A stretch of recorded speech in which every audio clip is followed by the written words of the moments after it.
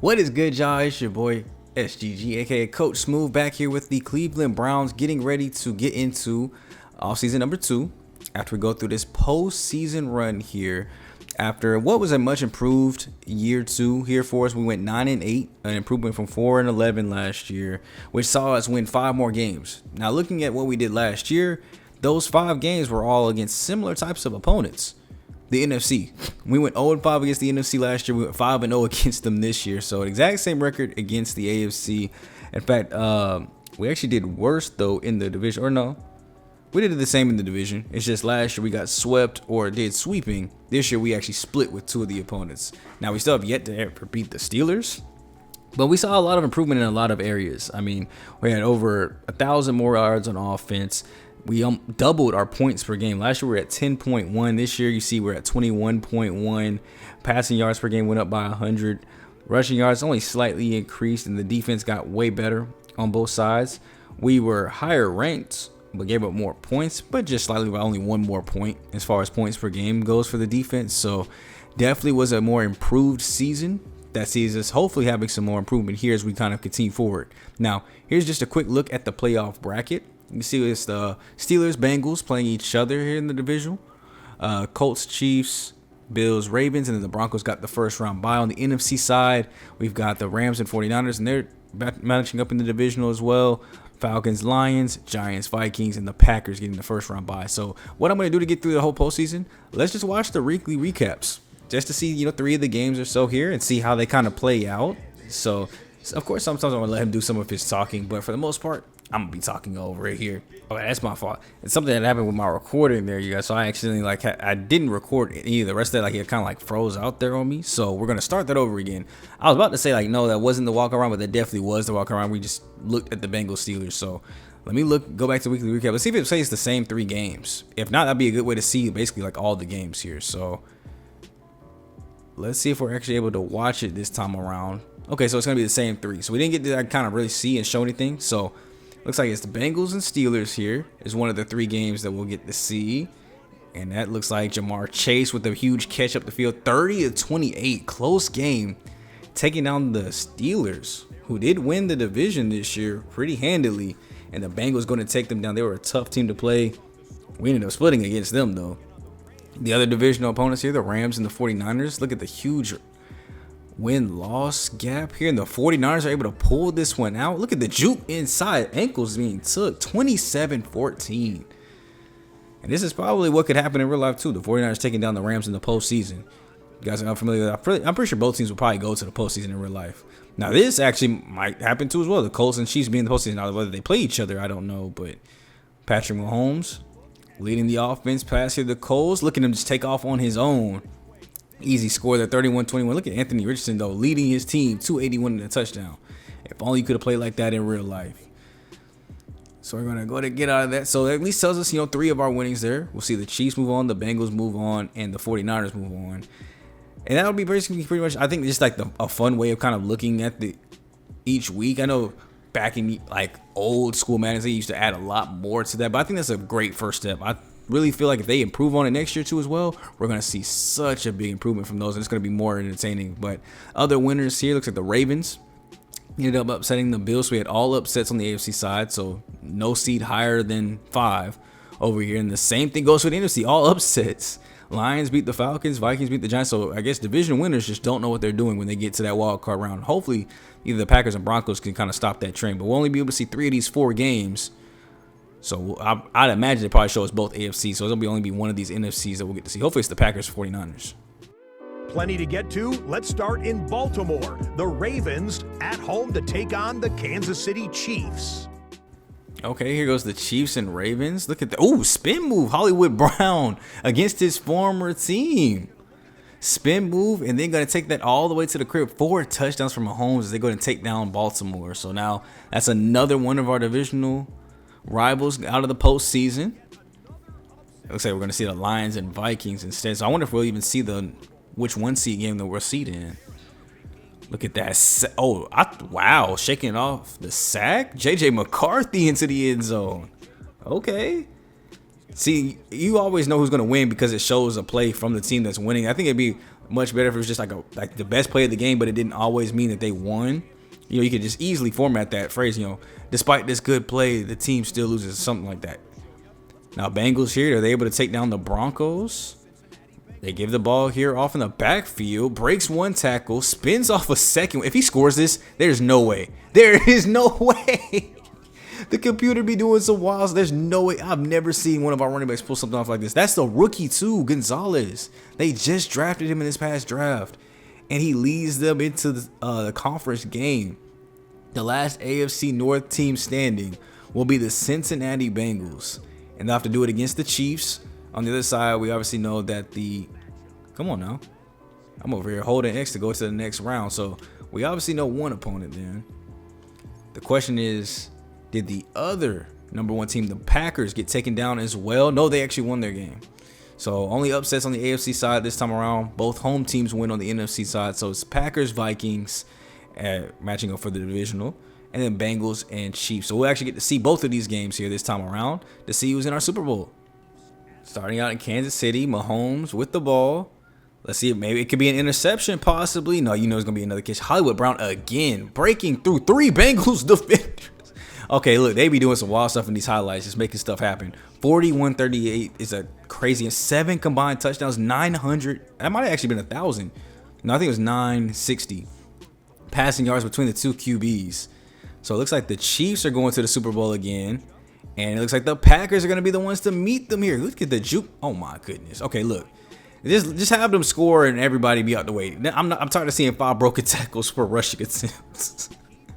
All right, so the Packers go ahead and take care of business. We're going to see the Packers and Chiefs here in the Super Bowl, which I don't remember offhand who won last year's Super Bowl. Were you able to see that league history? So last year was the Vikings winning it against the Patriots. Let me make sure. Yep. So it was Vikings-Patriots last year, and the Vikings ended up taking care of business. Now, they had a chance to go back-to-back here. That's even more impressive. But they obviously ended up losing there when it was most needed for them to get back to it. So now it'll be the Packers and Chiefs. So it could stay in the same division, though, at least. So we can go ahead and look at our Pro Bowl roster and see if we had any Pro Bowlers here make it from our team this time around. David Njoku as tight end 1. So that's good to see. No offensive line. Myles Garrett at defense. I don't know how. Well, yeah, he did have a high sack. So it's just he wasn't doing.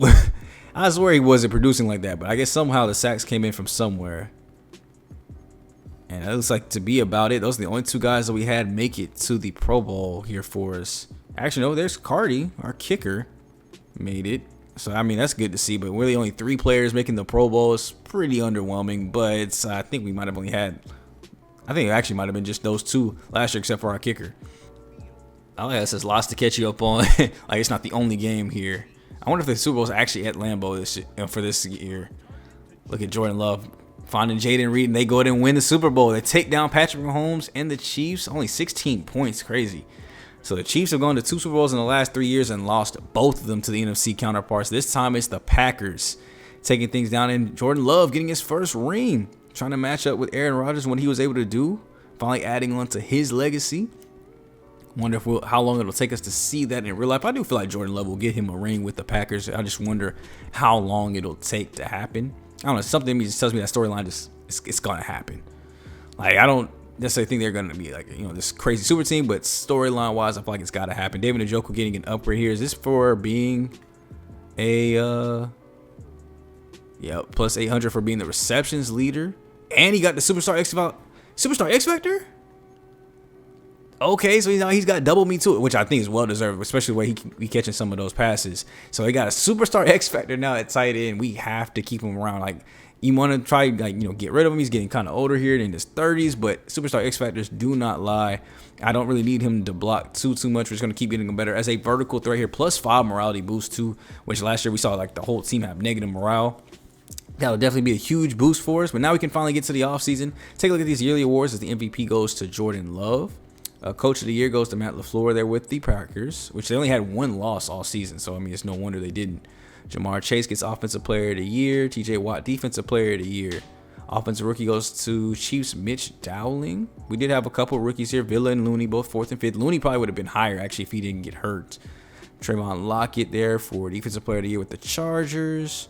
Nobody from our team because we didn't, draft defense. Best QB goes to Bo Nix, Breece Hall, Jamar Chase. I'm not really seeing any of our guys kind of headlining the top of this list. Myles Garrett behind TJ Watt for best D-line. JOK here for best linebackers at 4th. Cardi 3rd for best kicker, but got named to the Pro Bowl, which is pretty interesting. But there goes some of the awards. Obviously, we're not too familiar with those. Super Bowl MVP. It's not showing me from there, so I guess I have to go to league history to see here. It is going to, and here we go. So it is Josh Jacobs gets Super Bowl MVP. So Jordan Love gets MVP, and Josh Jacobs gets Super Bowl MVP. 6-time champions there, or 6th NFC Championship game. 5-time Super Bowl champs there to go along with that record. It was 6 for both of them too as well. That's crazy. But that'll be kind of where year 2 finally is ended off, wrapped up. Let's go ahead and look at these retirements. Look at Travis Kelce is hanging it up after 14 years. He's going to retire with the Texans. Darren Waller retiring with the Titans. Matthew Judon, Janu Smith, Wyatt Teller, Cooper Kupp is out of here. Derrick Henry finally calling the quits. Thank you. That'll help weaken Baltimore a little bit for our season next year. I don't see anybody else kind of in the division here. Aaron Rodgers is finally calling it quits. Ends it with the Jets. Pretty ironic there. Tyreek Hill is done after only 11 seasons. Mike Evans is hanging it up after 13. Joey Bosa is out of here. Okay. Pretty good list of retirees here through that first week. And we have our 4th mock draft here, which will have us selecting still at up to 16 now. Earlier it was showing me an 18, so now we're at 16. That's going cornerback Matt Moreland, who I do actually have a board now pulled up. I haven't put anybody on my favorites list, so that's why he's not listed there. I don't even have him as somebody that I have eyes on there in that first round. I think it has to do with that D-man coverage, because what we're looking for when I draft a corner is going to be somebody that can play in the slot, be a cute cornerback 3 while we develop him into a outside corner. So for me, press is important, but we play a lot more man than zone on this defense. So that D-man coverage kind of shied me away from going after him. Somebody that might be like, let's see if there's any corners taken after him in this first round. Is there anybody else still? Cecil Greenwood is on my board here with, of course, the round 1 talent. Now, he does have C man coverage, but B pressing A zone. Now, if you're going to have A in zone coverage, then we can let that slide. But that round 1 talent, though, show me he's going to be good, is the reason why I have him on my board. But, yeah, the board is pretty interesting. I mean, we have a lot of edge rushers at the top, corners at the top, and mainly the round 2, 3, 4 guys. It's kind of going to be like Sam linebackers, safeties, and stuff like that. But our first 2 picks are definitely going to be on the edge and at corner. So I'd love to get a top tier edge rusher here, but Deontay Reed, who's the highest one I have on my board, looks like he's going to go at 3 here to the Cowboys. Darren Thigpen, who's on my board, is at 5 to the Saints. A couple defensive tackles going. Josh Cabrera on my board going at 8 to the Bears. So it looks like if we want an edge rusher, we have to move into that top 10 now. Roman Browning also is on my board here, so we have to watch for that. But yeah, if we want one of those top 3 guys now, the next best edge rusher I would have here is around 1 to 2 option and Kerry Ayers. So if we look at just prospects in general, I said I don't have anybody on my favorites board, so we're just gonna go over here by position. Oh, look at that! Oh wow, I didn't even have to waste the focus day. Looks like we got the talents anyway. I probably should use those 3 focus players on something else. So it looks like Ayers here is around 1 to 2 talent, which is good to see. Everybody else is pretty much undraftable or late round picks. So if it's not Kerry Ayers, we're not going to be able to pick up an edge rusher. On the left side, yeah, we have basically 4 opportunities to get around 1 guy, and 3 of them are going to the top 10. So what I would really like to get is somebody with an A talent at somewhere. So I mean, like right here, A and B, be great. B and A, great. A and finesse moving, we'll just work on the other stuff, last second resort. Now here, A, D, B. So I would probably actually put Kerry Ayers above Cabrera. So if I can't trade up to get these 2, my next options probably would be Kerry Ayers. Now, obviously lower on the talent, but I do still think that we can pick him up. And if you look at the overall board, he is ranked 28th. So he's into the first round, late first round talent. I do feel like we can still get him at 16, which gives me some hope now, because now I don't have to reach for a corner here. We do have round 1 option here for Browning, but we also can go Greenwood here later. He's a round 1. Juan Hickson here, who isn't on my board, is round 1 to 2 though. Let me see. B zone coverage, C and C.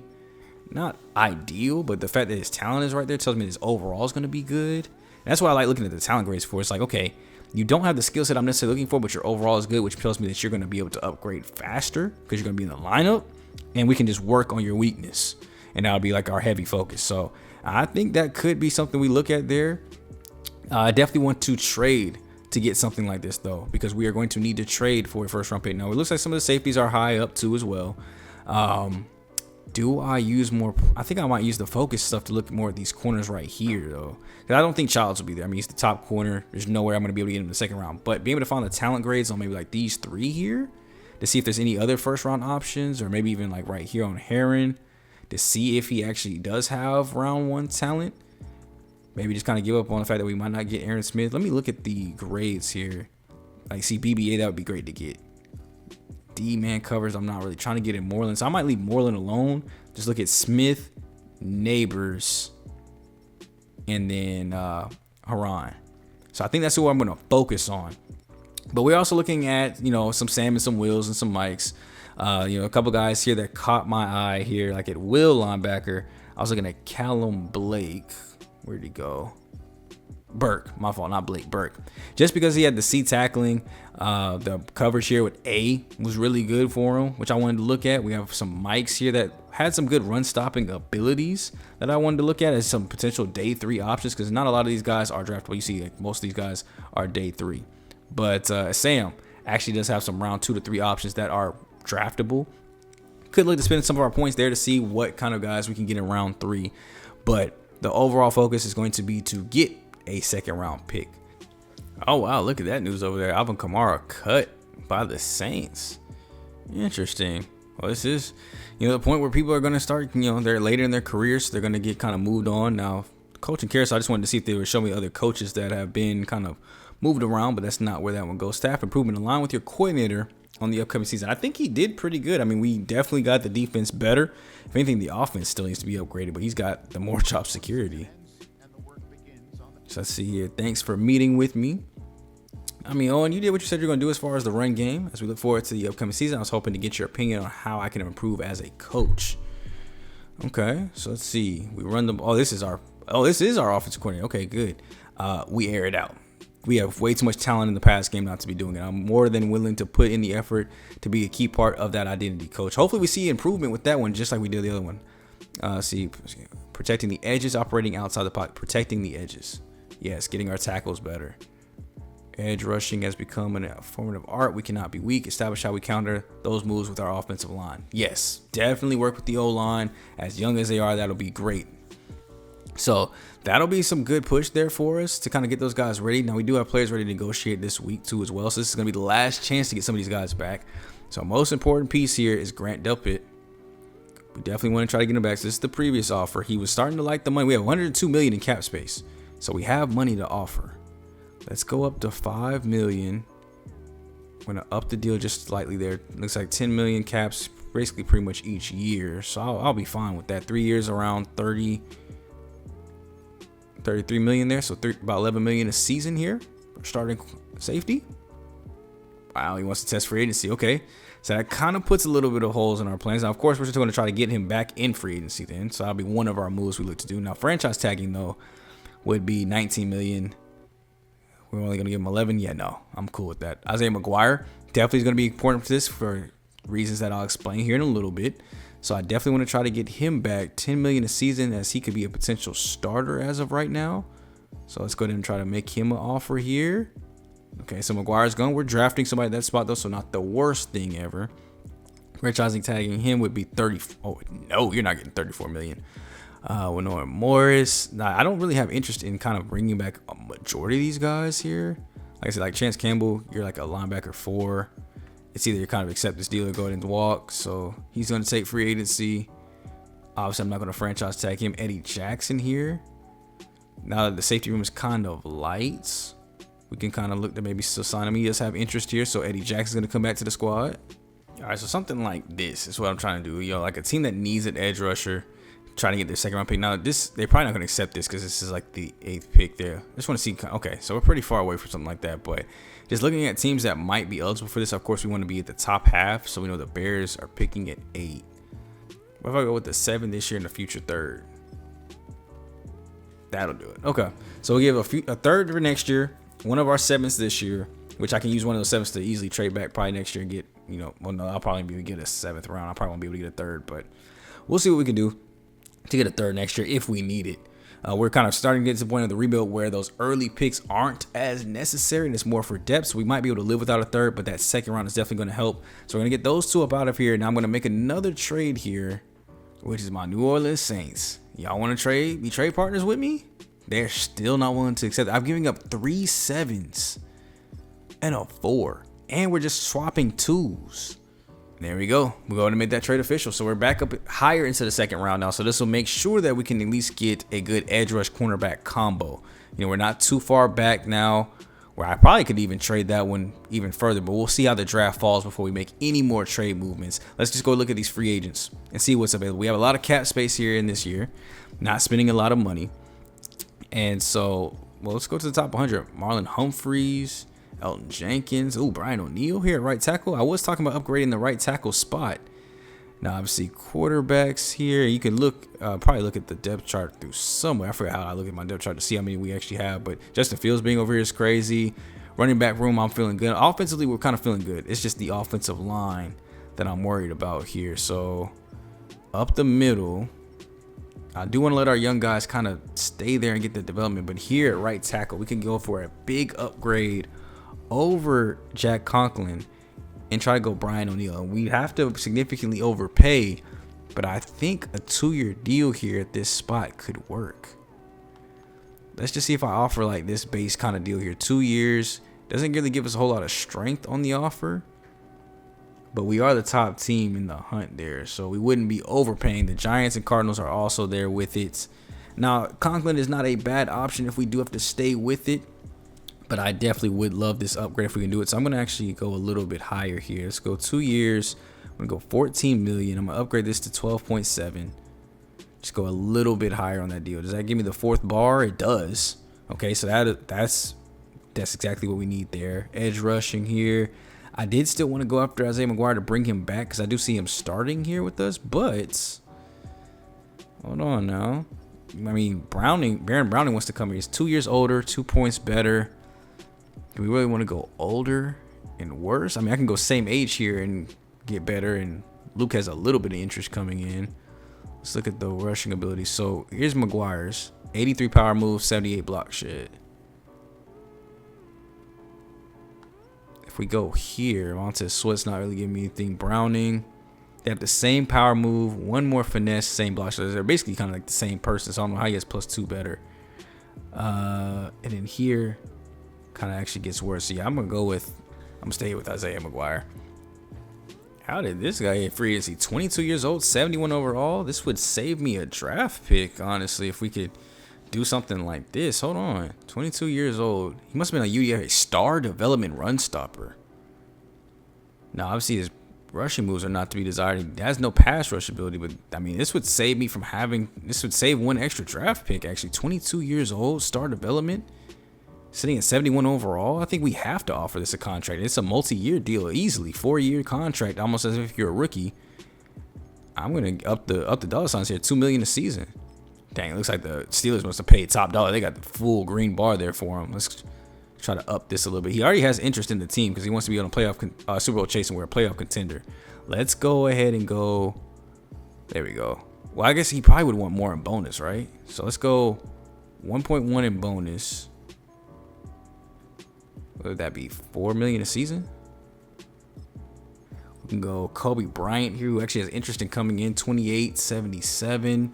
But Grant's the same age and way better, so I think we give him the offer. Now, he has 3 teams interested, so we're probably going to have to pay this man to get him to come through to the team again, especially with him not having any interest in coming here. Yeah, he wants to go to a warm weather state. Houston's right up the board, brother. I think that might be a losing battle for us. And I'm not trying to drastically overpay that spot, especially when I have somebody that can actually play pretty well there in Kamari Connor.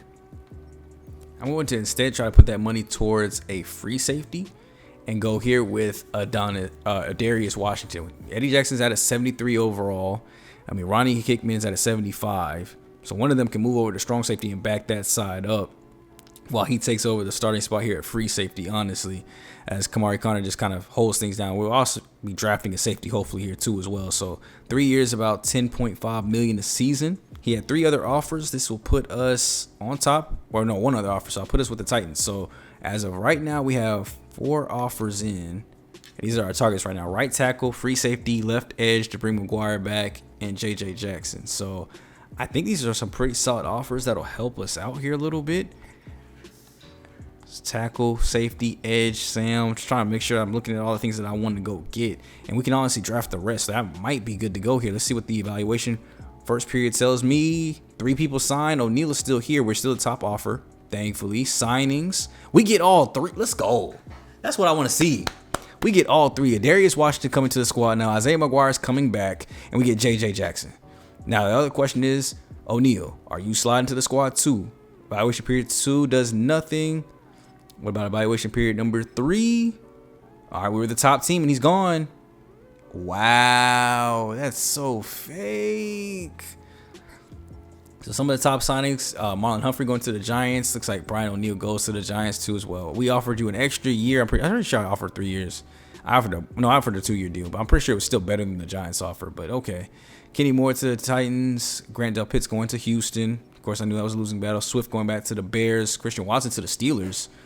Carbonet to the Commanders. So now we're gonna have to figure out what to do here at tackle. Do we stay put with where we are, or do we try to do something else here? All right, now that we're into the combine here, I can kind of see some of the speeds here on some of these corners. Look at the 4.36 by Roman Browning. If we were able to somehow pull off getting him and an edge rusher, that would be great. I mean, we possibly with the lower pick there have to look and see what the mock draft is talking about. We could possibly go corner with the first one and then maybe trade back for the edge rusher instead, because we do have the edge rushing depth this year to be okay as far as our 2 starters go. So I mean, we might have to if Browning's able to slip back to us at 4.36. First round talent here. Now we also have down here another round 1 talent here, Cecil Greenwood, 4.4. Not that far behind him. 21 bench press reps. He's stronger. Not as athletic here with the vertical jumps and everything like that. Not as quick, but the speed, but he's definitely, as strong. Now looking at Browning, I put him on my favorite spot. I did not mean that. Looking at this player card, B's across the board on all the things that are essential, as opposed to Greenwood here, who's got A in zone coverage, but C in man, and then B in press. So a more even guy, and then a more zone oriented guy, which when he's man to man and his zone is still high, I think that could be a very solid slot corner. 6'4", 196. As opposed to 5'11", 200. You're dealing with 2 completely different ends of the spectrum. So just a quick look here is what I was able to come in and kind of just offer here really quick. Just offering a long snapper. I offered him like a 7-year deal so I could stop having to worry about this. Going to getting a fullback. I keep saying I'm gonna draft one just to have on the team. He's 23, so I offer him a 4-year deal. And then a backup quarterback with a mentorship tag to help them out with some XP, because I don't think I'll be using like that quarterback focused like play sheet XP this upcoming season. This will help out Shador, and I mean he plays pretty much like him, a good pocket quarterback that can still be mobile and move around with a good arm, depending on how you look at good arm and depending who you're a fan of. So we're gonna go ahead and evaluate those orders. Looks like all 3 make decisions at least. We will be getting the long snapper. Marcus Mariota is coming to the squad, and we have our fullback. So I think that's pretty much all the free agency moves I want to do. I mean, we have $79 million in cap space, but there's no other huge moves that I think we need to make because the team is so young. I mean, basically all this money is going to be saved to pay the guys when their contracts are coming up due. Yeah, that signing at right tackle would have been huge. Jack Conklin retires after 11 years. So now we have a huge hole on our offensive line. That is a big blow. Oh my gosh. And the only thing that I have here is Vincent. I don't really have anything to plug this gap or another offensive lineman that can really kind of come over here and do what he does. I mean, Jenkins is a 75. Now, there are some tackle prospects in the class, but do we really sign it? Do we really fix it with another rookie? Which kind of takes away from my plan on what to do here. I mean, we did fix our edge gap stop there with Isaiah McGuire, who really actually was doing most of the rushing anyway. It'll just make him go there full time. By losing out on Joe Tyron, so we could really kind of, I guess, shelve edge rusher to possibly next year, or we could shove cornerback and we can start to look at tackles from a draft perspective, because there really isn't too many other free agents that we can look to build up this position. I mean, I could go Morris here as a possibility. We can go Benito, because 75 overall would still be better than 74, and just move him out of position. Center, we don't really have any options there. I mean, the best right tackle I can get here is Jonah Williams at 74. All right, let's put in an offer. I mean, nobody else is offering him, so I really don't think he deserves 10 million. If I'm going to be completely honest with you, I mean, he actually would be a starter in this case. There's a chance he would be a starter. So I'll go ahead and go like that. And I mean, there are some guys up here, top 5, a lot of first round options here, especially on the left side that we can move to the right. Right tackle, there's 2 options here. So we could I'll probably look to focus on those players when it's time for the private workouts, bring in some of the tackles, because we might have to go tackle now on the draft, because that is a huge blow that I did not foresee coming. Now, what does the mock draft say here? Looks like Jonathan Brown, a right tackle, is going first. Deontay Reed still 3. Thigpen still 5. Cabrera still 8. Looks like the other right tackle goes at 11. Roman Browning's going to be at 12, who I really did want to get. So honestly, if he's gone, it might make sense to go tackle. Tyrone Lawrence at left tackle goes right before us. They have us getting Matt Moreland, which is not going to happen, not with D-man coverage. But now we could possibly look at tackle then. Lionel Mack here. B pass blocking. Round 1 to 2 to projection. Max Hinkins behind him. Full B and B run blocking here. So it's a pretty even left tackle. And Byron Dugan. Yeah, I think we look to get this first round pick. I think it's going to be another tackle. I think we're going to have to go tackle here in this first round pick. That I really was not planning for somebody to retire. So we went tackle in the first round last year with our second first round pick. We might go with another tackle here in this one and have a sophomore on the left, rookie on the right. All right, so now we can finally look at our draft board here now that we're into the draft. So looking at the tackles, looks like they all got round 2 to 3 grades on them, which is just perfect. That is not at all what I wanted to see. Round 2 to 3 grades is terrible. So, I mean, they could slide back a good ways. Do any of them have startable ratings, though? I mean, B here, I mean, he's just not going to be anything in power, but B pass block, finesse, B run block, A run block, finesse. Kind of getting the same thing there from Gatson. We probably do this in the second round then if it's really that far off. Now, of course, there's some other round 1 to 2 guys here. I mean, there could be one of these guys that are better. Unfortunately, we don't have the right information to know that, though. I mean, he's better at run blocking for sure, but the pass blocking suspect. Pass block suspect, pass block suspect. He's actually a pass protector, but A to C and then C to F. He's not going to be able to run block at all. So I think we'll probably go round 2 to 3 with one of those. Now, if we look at our favorites, which I did actually line up like my board this time around, so it's not just kind of random. Got the tackles at the top. Only thing left here is cornerback. Browning here in the first round, or we go Ayers here at right edge, or we go Greenwood. Those are our first round options here with this first round pick. We're either going to go corner, we're going to have to choose between one of these two, or we're going to go edge rusher. Now, as you can see here through the board, Childs is already gone. Menez is going like we thought. Brown is going like we thought. Reed goes to Dallas. Thigpen to the Saints, and Cabrera to the Bears. So that kind of takes up some of those early round selections. There goes Chet Eisen still going to as well. So that's actually more than we thought would go for us, because Menez actually wasn't supposed to go till the Texans, I think, right before us. So the fact that they pushed down, there goes Roman Browning at 12. So that kind of makes the decision a little bit easier when you have really 2 guys to kind of choose from here in this first part of the draft. It looks like it actually is going pretty defensive crazy here. I mean, if we count them up, that's 2, 3, 4, 5, 6, 7, 8, 9, 10 of the first 14 picks are all defense. So we're not the only ones wanting to go defensive heavy in this year's draft. Now the Texans are right before us, of course. We'll just go ahead and skip their pick though and see what they pick up. They go left tackle Tyrone Lawrence. Okay, so if we go to look and make our prediction here, our prediction. So he is one of the ones. So I mean, he obviously jumped way up the board. That round of 2 or 3 talent is what scared me here. So I think we have to go with the for sure round 1 talent. I do not want to reach with this first pick. Now we can either go corner with Cecil or edge with Ayers. Now, if we don't go edge here with Ayers, that's it for the edge class. Now, of course, we do still have Isaiah, who's a great starter, and Myles Garrett. We can come back to edge next year and hopefully have it be good. Let me just see his stats here. Is there anything that I love about his game that I can't find anywhere else? The A power move with B block shake. That is actually very, very nice to have. Cornerback room. I mean, especially with those guys being around 2 to 3, I might even, further push that back. Greenwood here, A zone coverage, B press, I think would make a phenomenal slot corner. We do just have other options down here a little bit lower that we could go with, like Haran here. We could go here. I mean, he still has the same A zone coverage, just no press. We have here and Goodrich, but he's got undrafted UDFA talent. All right, so the question is, do we go with Greenwood here at 23 or do we go with the edge rusher? Time is running out. I don't know which one I want to go with. I'm not gonna lie, this is the most confused I've been on the first round pick. Round 1 to 2, round 1. So I think day 1 he would be better. I'm gonna go with the cornerback then and just hope that the edge rush class next year is good or that Isaiah can spring out. We're gonna go with Cecil Greenwood here in the first round.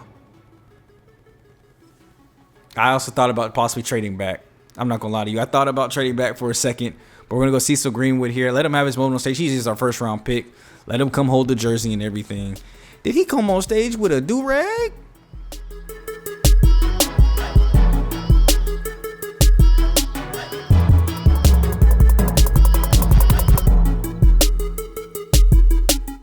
A+. Excellent pick. He's 18th in true talent. We got him at 16, so just a slightly ahead of where he was supposed to go. Hidden development there at corner. Thank you. 94 speed, 93 acceleration. I think the hidden development makes this the right pick. He's going to come in and be a great slot corner, I think, on day 1 and possibly come into that starting role at 1 or 2. And I think that we can come back for edge rusher either next year or in free agency a little bit later.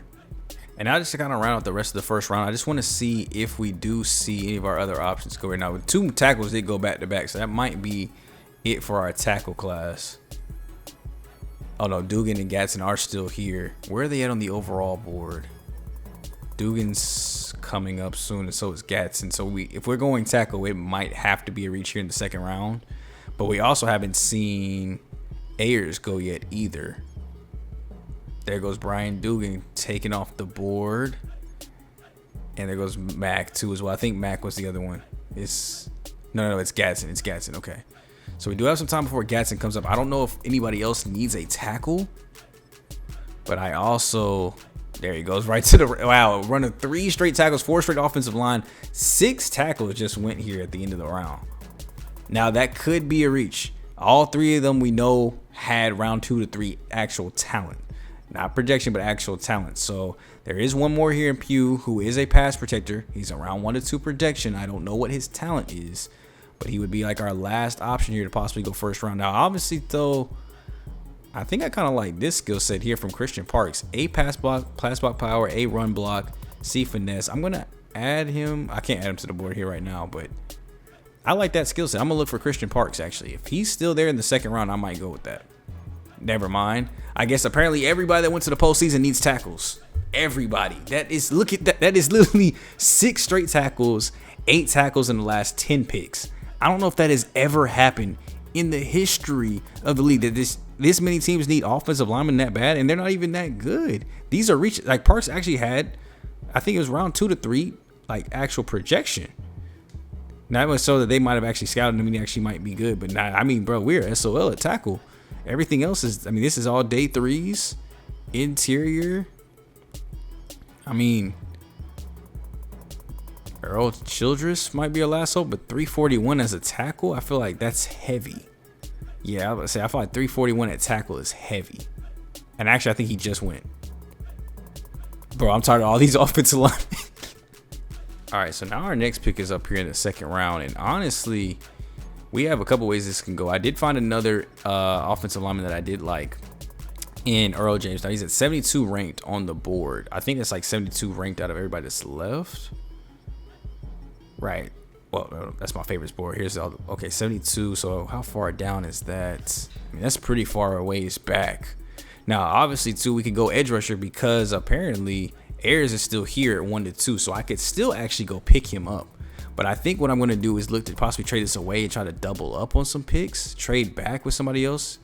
This gives me an extra second next year and a third this year. This gives me an extra first next year if we want to do that. Well, I can get some first round picks next year. That's 2 years down the line. Here with the Raiders, we'd swap back seconds, get an extra 7th in. There's some good. Oh, here we go with the 49ers, an extra sec. So we swap our seconds. We get a 3rd and a 7th. I think I like that. I'm not gonna lie to you. I think I like that pick there with the 49ers. So we're gonna trade back. I know originally we had the 50th pick too, so this is quite a big of trade back here with the 49ers, but we're going to get a 3rd round with it too as well that I hopefully can move some pieces around, because honestly there's nothing here at this spot that's kind of telling me where to go. Dang, look, Earl James ended up going to the Seahawks right there. So I mean, at least that narrows it down. Kerry Ayers too as well went there at 40, just a little bit of ways away. So both of our kind of guys that we were at least eyeballing are both gone. We're gonna have to trust that edge position all year, and we might even have to make a trade mid-season for something like that. But if we just looked in here, what's left on my favorites board, I mean, it's kind of like not really anything too amusing here in the 2nd round like that. We couldn't get in the 3rd round, so I might make some more trade downs here to see what I can get for the 2nd. Look at this. I mean, we can go safety here, but we already kind of addressed that issue. I think I'm gonna make another trade back. Yeah, no, I don't think anybody's going to beat the Bills offer here. 2nd and 3rd next year. Then we get a 7th this year and a 7th in the future. I'm giving that to the Bills. All right, so now we do have 2 picks here in this 3rd round. I think I'm actually probably going to use these 2 though. So if we look at our favorites board, there's not too much here left.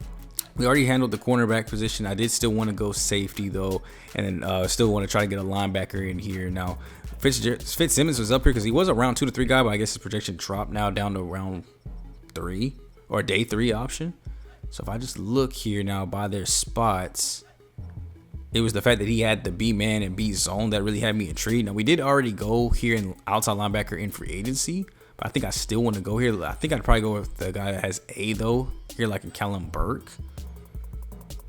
So if I look safety, then let me see man coverage, C zone. See, this is just the only problem. Like, this is very intriguing here as a run support guy. This could definitely be somebody that we move to strong safety. But there's just like nobody here in the round 2 to 3 time frame that I'm like, okay, this is like a slam dunk, like obvious selection. And we're running out of time here, so I do have to kind of make my choice pretty quickly. I think it might be a reach, but I'm going to try to go here. I'm going to go with Nelson here. This might be a reach. He's a round 3 to 4 guy though, but I'm going with Nelson. Now, you don't get to hear your name like that. B-, 49th overall. In true talent, we drafted him at 80. So, actually, that was not a bad pick at all. Let's see. Normal development, of course. 86 speed, 86 acceleration. I can't be too mad at that. A little bit of a reach here. I did go ahead and get Callum Burke here. Way ahead of schedule. 272 at 89. I just like the coverage skills. You see them, hear them booing me in the background. I just like the coverage skills from him. Probably could have waited, I guess, to the 4th round to make that pick, but I feel like we were just trading back way too much. Now here we have back-to-back picks, so I'm gonna figure out what I'm doing with both of these picks before I do anything. Now we only have a couple guys left on our board here, both at Mike and Will backers, UDFAs and day 3 guys. If I were just to look at the overall talent of the board, this time around they're clapping, but still highly reached for here. Normal development, of course, and then I'm probably gonna trade. Actually, no, let's go ahead and make this pick. We'll make this one. We'll make them back to back, so we can just plainly see which one was better than the other one. Which one I should have went with. We're gonna actually go ahead and get both him and Brendan Cooper, and then I'll probably really will trade the rest of these picks back because I think we've got pretty much everything else that we needed here already on the squad. Oh, B+. Oh, okay. 80 in true talent. We got him at 144. Normal development, but it could be a start of something. 86 strength. I did lie here. I did make one more pick here. C+, must become stronger in the NFL. That's kind of concerning to see that. There was a strength rating 78, but he had an outstanding like finesse move and still had a grade as a UDFA projection, day 3 talent. Didn't feel bad making him a late round pick here. All right, that'll do it, man. Draft is over. Now we can finally look at our picks here. Not too bad, actually, for what we saw. Greenwood here, obviously the hidden development corner, ends up with a 77 overall. Not bad at all. 77 zone coverage, 81 zone, 72 man, 76 press. Already getting a +4 boost, which is great. I'm not sure from what, but I'll take it. Definitely will go to fit right into the slot role there for us. I mean, we just have to work on his man coverage through camp. Now we also have here Hudson Nelson, who we got in the 3rd round, ends up being a 74 overall, which actually might put him pretty good in place at the depth chart. Not gonna lie to you, you might actually have a chance to see the field as a rookie too as well. 69 zone coverage is a little concerning. Want to get that up, but 77 play rec, 75 tackle, 88 hit power. Could possibly play in the box. Come down a little bit there. Will Burke ends up with being a 64. Harris ends up being a 66, while Cooper ends up being a 72. So now we'll have to see what Cooper migrates to as right tackle, because we've seen their ratings do change. But 72 overall might not be a bad starting point. 75 run block, 80 pass block. Now, obviously, the only thing that's bad is the run block power, run block finesse, but the pass block is in a good startable spot. I'm not going to lie to you. Now, for Harris, though, that's also not in a terrible spot. It's just his run blocking is so bad. So, I mean, honestly, it'll be either one. It'll be whoever has the better ratings when I move them to right tackle. Definitely, I wonder if I could just go ahead and do it now. Because if he plays for us, it'll be at the right tackle spot. So we might as well go ahead and just edit his player right now to go ahead and go to right tackle. Let's save that change. Let's see if that changes his overall right here at the menu. No, still 72. Okay, I like that. And then Wade Smiley here, 67 overall at the end. Oh, I accidentally clicked out of it. Let's go ahead and look at some of the other picks here in the draft. Being that the best pick here in this year's draft was an 82, two of them, a defensive tackle, Deron Shields, and Shane Sloan as strong safety, to being the two best players. Jonathan Brown's up being an 81, Childress being an 81. They're late. We probably could have picked him up there with our pick. You see Reed ends up being a 79, Thigpen ends up being a 79, Cabrera ends up being a 78. So all three were really good edge rushers if we could have got one. Reed ends up with hidden development. Thigpen here. Hidden development. And what about Cabrera? Did he get hidden development too as well? Yeah, all three were hidden development guys. I mean, we had no shot at getting them unless we wanted to trade up for a move like that. So it definitely does suck seeing them go. What is Browning here? Roman Browning, 78 overall. He ends up with normal development. Okay, so that's interesting. So I probably would have went Browning had he slid back to our pick. It was between him and Greenwood that I was going to go take. And now they also had Smith go in front of him, even though he was behind him on the board. So did he have something that we didn't know? 76 normal development? No, Seahawks just missed on their pick there, because they could have definitely went with the guy that we got. So I'm proud that we were able to get the top guy that we were able to. What was the lowest ranked player taken in the draft? I'm just curious now. 61 overall. Look at that, in the 4th round. Everybody else has it in the 7th, but they have it in the 4th from Benjamin Hunt. Definitely a huge reach there. So at least we didn't have the worst player in the draft. Didn't have the best, but didn't have the worst either. So we'll go ahead and jump forward here to week 1. We're going to have some major things trying to play out here. Of course, we're not going to show preseason this time around. I'll probably show you guys the training camp and like some of the storylines, but then we'll go to Grim Reaper week and probably get into week 1 all in one episode. So just a quick look here at the team though. I'm going to look at it from a depth chart perspective. So we do have Sanders here, Gabriel, Mariota will probably take over, QB2 roles. We have Brown that we have to add to the lineup. We actually have a fullback now. Receiver room will pretty much stay the same. Tight end room will stay the same. Ogburn here with Benson backing him up. Jenkins, Rudolph, Andrews. And now what to do at right tackle. Brendan Cooper right now is the starter. He's still 72. So that is actually great to see that he is actually still there. And then it'll kind of be a competition between him, Livingston, and DJ Harris here on what I see. So I'm going to be watching the sack numbers, see who's giving up more sacks here at right tackle. But I'm glad we were at least able to get Cooper. We have another rookie on the offensive line, while the other 3 are in their 2nd season. And we have one true veteran here at left guard holding it down for us. So I do hope that it doesn't mess up things here for us. Now the edge rushing should pretty much stay the same here. I mean, McGuire, we just have to add back to the rotation. Flipping with Callaway. We still got Myles Garrett. We still have the same defensive tackles as before. The thing I really want to see here, though, obviously the cornerback room, adding Greenwood in. And look at that, immediately becomes cornerback 3. So him and Emerson, I want to see what they do competing. Free safety. There's Washington. Nelson. He's a 74 overall, so he's already better than Jackson. Right behind Hickman and Younger. So I honestly could and he probably should play more so on the free safety side. So this is a 72 overall free or strong safety, but I mean his zone coverage is so low. Our strong safeties are normally up closer in the box anyway, not really playing deep too often. So I think it'd probably be better for him to develop as a strong safety than a free safety. especially with us just getting Washington to play over there too right now as well. I think the only way onto the field for him is going to be a backup and kind of play behind probably both of them, if not one of them. So that'll be where the roster is. I'm going to set the roster up how I want it. We'll go through training camp and talk about some of the new fresh meat coming onto the team. But I hope you guys did enjoy the offseason. Let me know what your favorite move was. Obviously, there's a lot of unexpected here. We did not expect our tackle to retire. I did not expect the draft to go the way it did. But let me know your favorite part of the offseason here in this video. And I would love to see your feedback, guys, down below. Catch you guys in the next video. It's me, boy, SGG, a.k.a. Coach Smooth. I'll catch you guys in the next video, man. I'm going for today. Later.